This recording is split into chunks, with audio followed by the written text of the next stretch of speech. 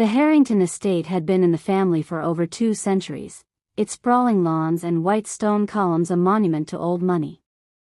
That morning, the driveway shimmered with imported cars, the air heavy with perfume and polished manners.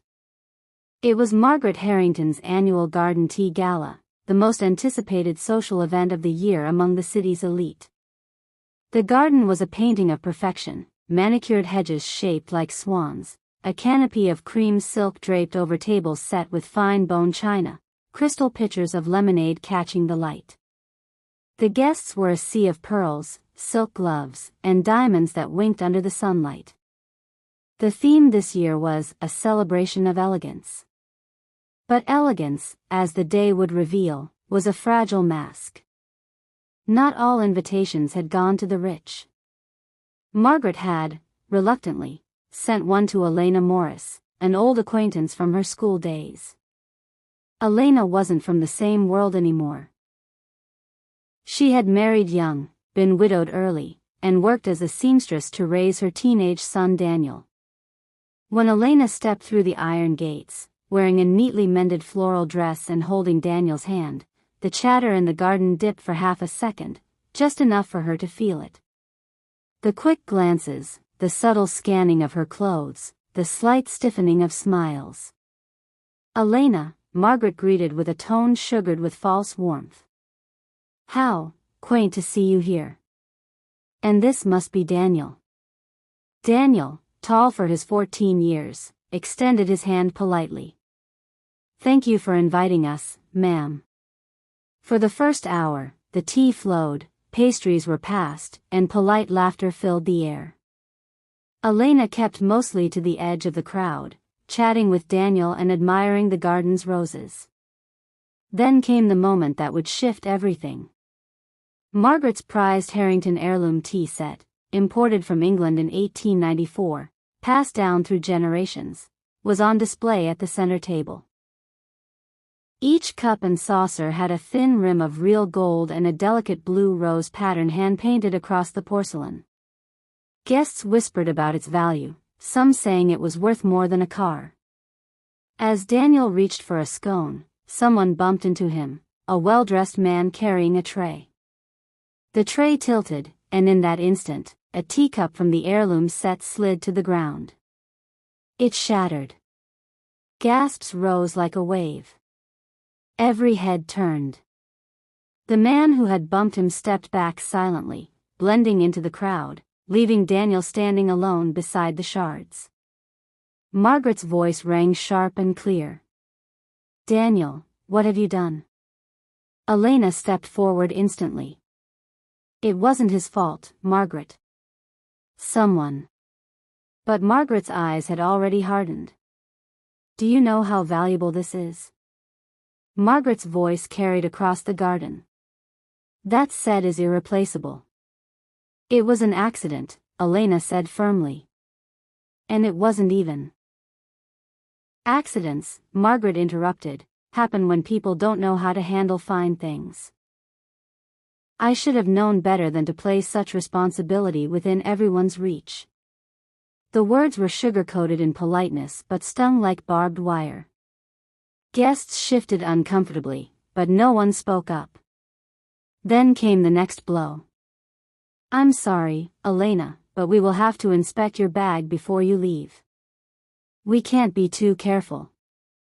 One broken cup today could be something else missing tomorrow.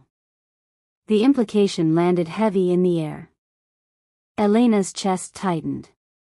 Daniel's face flushed red with embarrassment. In front of the guests, a staff member searched Elena's small handbag. Inside, a worn wallet, a folded shopping list, a spool of thread, and a packet of sugar she had taken for her tea. Nothing, the staff member reported quietly. Margaret smiled tightly, as if that settled the matter.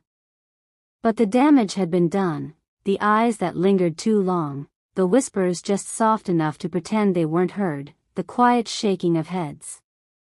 Unknown to Margaret, someone had been watching. Mrs. Whitmore, an elderly guest with sharp eyes and a sharper sense of justice. She had seen the man who bumped Daniel, seen how the cup fell, and seen how he slipped away. When tea resumed, she quietly excused herself and went to speak with the staff. Moments later, one of the waiters emerged from the kitchen holding a matching teacup, perfectly intact. The one on display had not been broken at all. The shards?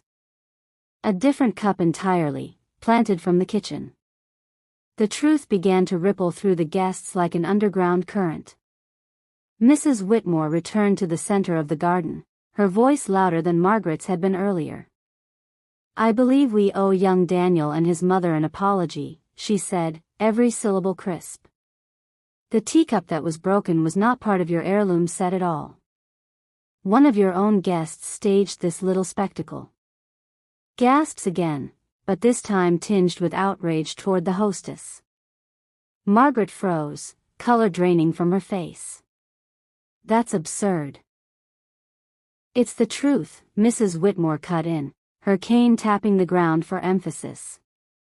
"And it seems your eagerness to humiliate has blinded you to it."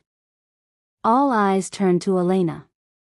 She stood tall, her hands steady, her voice calm but edged with steel. "Margaret, today you've reminded me of something I've known all my life, that wealth and class are not the same thing. You can wear diamonds, serve tea in gold-rimmed cups, and still be poorer in spirit than someone who owns nothing but their dignity." The guests were silent. Even the wind seemed to still. "You searched my bag as if I were a thief, in front of my child. You made him believe, for a moment, that his worth could be measured by the fabric of his shirt or the shine on his shoes. But let me tell you this, our value is not written in the price tags we can afford. It is written in the truth we live by and the respect we give others." She took Daniel's hand. "I came here today thinking I was a guest.